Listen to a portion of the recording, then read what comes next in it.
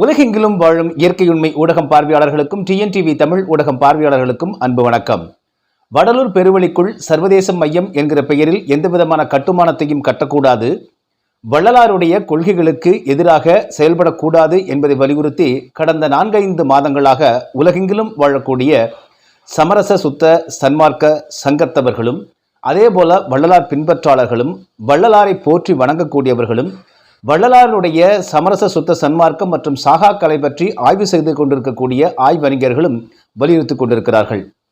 முதலில் மௌனம் காத்த, அமைதி காத்த சன்மார்க்க பேச்சாளர்கள் கூட தற்பொழுது வாய் திறந்து தங்கள் கருத்துக்களை தெரிவிக்க தொடங்கிவிட்டார்கள். இதற்கிடையில் பெருவெளியில் பெரிய பெரிய குழிகள், பள்ளங்களை வெட்டி சர்வதேச மைய கட்டுமானத்திற்கான பணிகளை இந்து சமய அறநிலைத்துறை தொடங்கியிருந்தது.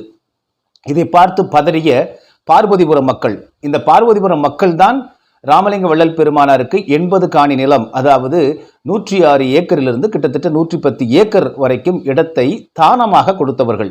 இவர்களுடைய முன்னோர்கள் தான் தம்முடைய தாத்தா பாட்டி மற்றும் அவர்கள் கொள்ளு தாத்தா கொள்ளு பாட்டன் பாட்டி இதெல்லாம் கொடுத்த இடத்தை இப்படி தோண்டி சீரழிக்கிறார்களே, இதற்காக வள்ளலாருக்கு நாம் இந்த இடத்தை கொடுத்தோம் என்று பதறிய பார்வதிபுரம் மக்கள் வெகுண்டு எழுந்து அந்த பள்ளங்களுக்குள் அமர்ந்து ஆர்ப்பாட்டம் நடத்த தொடங்கினார்கள். இதையடுத்து அவர்களை காவல்துறையினர் தடுத்து அவர்களை கொண்டு சென்று ஒரு திருமண மண்டபத்தில் அடைத்து வைத்ததோடு அவர்கள் மீது வழக்கும் தொடுத்தார்கள். கிட்டத்தட்ட 161 பேர் மீது வழக்கு தொடுக்கப்பட்டது. இது இல்லாமல் 20 பேர் மீது முதல் தகவல் அறிக்கை, அதாவது பிணையில் வெளிவர முடியாத வழக்குகளை போட்டு அவர்கள் மீது வழக்கு தொடுக்கப்பட்டது. இதற்கிடையில் என்ன சொல்லியிருந்தாங்கன்னா, பார்வதிபுரம் மக்கள், நாங்கள் முழுமையாக பார்வதிபுரம் மக்கள் மட்டுமே இல்லை, உலகெங்கிலும் வாழக்கூடிய, குறிப்பாக இந்தியாவில் தற்பொழுது நாடாளுமன்ற தேர்தல் நடைபெறவிருக்கக்கூடிய நிலையில் சன்மார்க்க சங்கத்தவர்களும் வள்ளலார் பின்பற்றாளர்களும் இந்த 2024 தேர்தலை புறக்கணிக்கப் போவதாகவே அறிவித்திருக்கிறார்கள்.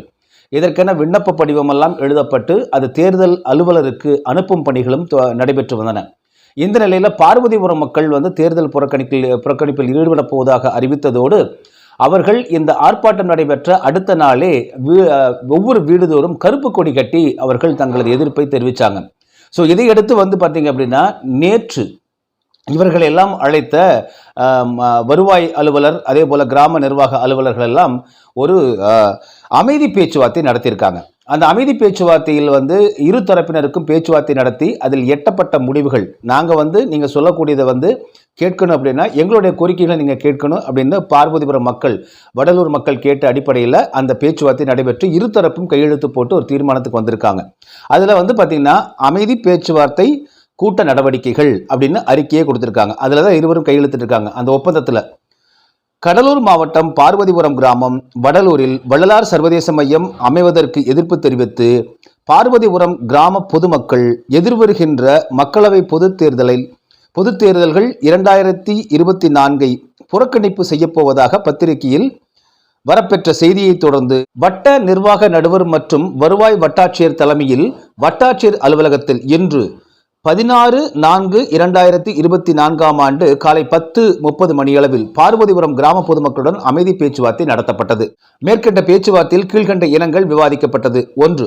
கடந்த 8/4/2024 அன்று வள்ளலார் சர்வதேச மையம் கட்டுமிடத்தில் சபை வளாகத்தினுள் முன் அனுமதி எதுவும் பெறாமல் பார்வதிபுரம் கிராம மக்கள் ஒன்று கூடி சர்வதேச மையம் கட்டுவதற்கு எதிர்ப்பு தெரிவித்ததை தொடர்ந்து வடலூர் காவல்துறையினர் பொதுமக்களை கைது செய்து சுமார் 181 நபர்கள் மீது முதல் தகவல் அறிக்கை எண் 119/2024 கீழ் பல பிரிவுகள் போடப்பட்டுள்ள வழக்குகளை முழுமையாக திரும்ப பெற வேண்டும். 2.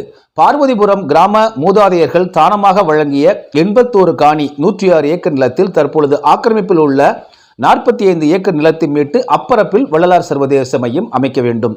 3. ஒவ்வொரு ஆண்டும் நடைபெறும் தைப்பூச திருவிழாவிற்கு முன்பு பார்வதிபுரம் கிராம பொதுமக்களை அழைத்து திரு அருட்பிரகாச வள்ளலார் தெய்வ நிலைய செயல் அலுவலர் விழா ஏற்பாடுகள் குறித்து ஆலோசனை செய்ய வேண்டும். மேற்கண்ட பேச்சுவார்த்தையின் முடிவில் வருவாய் வட்டாட்சியர் அவர்கள் பொது தேர்தலுக்கு பிறகு மாவட்ட ஆட்சியர் அவர்களின் கவனத்திற்கு மேற்கண்ட இனங்களை கொண்டு சென்றும் மற்றும் கலந்து ஆலோசனை செய்தும் உரிய நடவடிக்கை மேற்கொள்வதாக தெரிவித்ததாலும் 100 விழுக்காடு வாக்குப்பதிவு என்ற இலக்கை அடைய வேண்டும் என்ற நல்ல எண்ணத்துடனும் பார்வதிபுரம் கிராம மக்கள் அனைவரும் எவ்வித இடையூறுமின்றி பொது தேர்தல்கள் 2024 சிறப்பாக நடைபெறுவதற்கு உறுதுணையாக இருப்போம் என ஒப்புக்கொண்டு உறுதியளித்துள்ளார். அப்படின்னு இந்த கிராம பொதுமக்கள் ஒரு 16 பேரும், கிராம நிர்வாக அலுவலரும், அதே போல கிராம உதவியாளரும், குறிஞ்சிப்பாடி வருவாய் ஆட்சியரும் கையெழுத்திட்டிருக்காங்க. ஸோ இப்போ தற்காலிகமாக இது ஒரு ஒப்பந்தத்தை ஏற்படுத்தி தேர்தல்களை அந்த புறக்கணிப்பு என்பதை கைவிட கோரிக்கை வச்சிருக்காங்க அப்படிங்கிறத அடிப்படை. ஸோ கிராம மக்கள்கிட்ட பேச்சுவார்த்தை நடத்தி இப்போ நாங்கள் தேர்தல் உங்கள் கோரிக்கையில் நீங்கள் சொல்லியிருக்கீங்க, தேர்தல் முடிஞ்சதுக்கப்புறம் நாங்கள் ஆட்சித்தலைவர்கிட்ட சொல்லி கலந்து ஆலோசித்து முடிவு பண்ணுறோம், இப்போதைக்கு நீங்கள் தேர்தலை புறக்கணிக்காதீங்க, தயவுசெய்து தேர்தலை நடத்துங்க என்று பார்வதிபுரம் மக்களை கேட்டிருக்காங்க அப்படிங்கிறது தான் ஒட்டுமொத்தமாக நடைபெற்ற நிகழ்வு. ஆக பார்வதிபுரம் மக்களுடைய இந்த எதிர்ப்பு தேர்தல் ஆணையத்தின் கவனத்திற்கே சென்றிருக்கிறது அப்படிங்கிறதா மிக முக்கியமாக நாம் பார்க்கப்பட வேண்டிய ஒன்று. உலக அரங்கில் ஏற்கனவே எடுத்துச் செல்லப்பட்டிருக்கிறது. நீதிமன்றத்தினுடைய வாசலிலும் தற்பொழுது இந்த வழக்கு விசாரணை நின்று கொண்டிருக்கிறது. நீதியரசர்கள் முன்னிலையில் தற்பொழுது இந்த விசாரணை நின்று கொண்டிருக்கிறது. தற்பொழுது தேர்தல் ஆணையத்தினுடைய கதவும் தட்டப்பட்டு அங்கிருந்தும் இதற்கு குரல்கள் ஒலிக்க தொடங்கி இருக்கின்றன அப்படின்னு பார்க்கிறோம். எனவே இதுல யாருமே சர்வதேச மையத்தை தமிழ்நாடு அரசு அமைப்பதற்கு எதிர்ப்பு தெரிவிக்கவில்லை. ஆனால் அதை பெருவெளிக்குள் கட்டாதீர்கள் என்பதுதான் மிக முக்கியமான கோரிக்கையாக முன்வைக்கப்படுகிறது. இதுல அங்கேதான் கட்டியாக வேண்டும் என்று தமிழ்நாடு அரசுக்கு எந்த நிர்பந்தமும் இல்லை. என்னன்னா இப்ப சென்னை போன்ற மாநகரங்களா இருந்ததுன்னா ரொம்ப நெருக்குதலான இட நெருக்கடி இருக்கு, முழுவதுமாக கட்டடங்கள் இருக்கு, எங்கேயுமே கட்ட முடியாது, இதுக்குள்ளதான் கட்டணும் அப்படிங்கிற ஒரு நிலை வந்துச்சுன்னா அதை கூட நீங்க அதை சிறு அளவில் கட்டிக்கங்கன்னு கூட சொல்லலாம். ஆனால் வடலூர் அப்படி இல்லை, ஆயிரக்கணக்கான ஏக்கர் இருக்கு.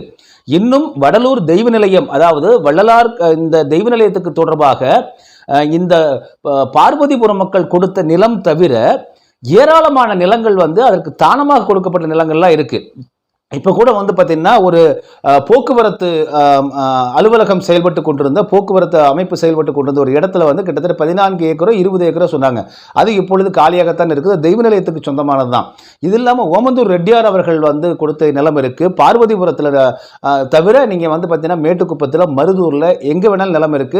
எல்லாவற்றையும் விட திருவருட்பிரகாச ராமலிங்க வள்ளல் பெருமானாருக்காக ஒரு சர்வதேச மையம் கட்டுகிறோம் என்று வடலூர் மக்களிடம் சுற்றி இருக்கக்கூடிய மக்கள்கிட்ட கேட்டால் யார் வேண்டுமானாலும் நிலத்தை கொடுப்பாங்க, அதுவும் குறைந்த விலைக்கு கூட கொடுக்க தயாராக இருப்பாங்க அப்படிங்கிறது தான் மிக முக்கியமான உண்மை.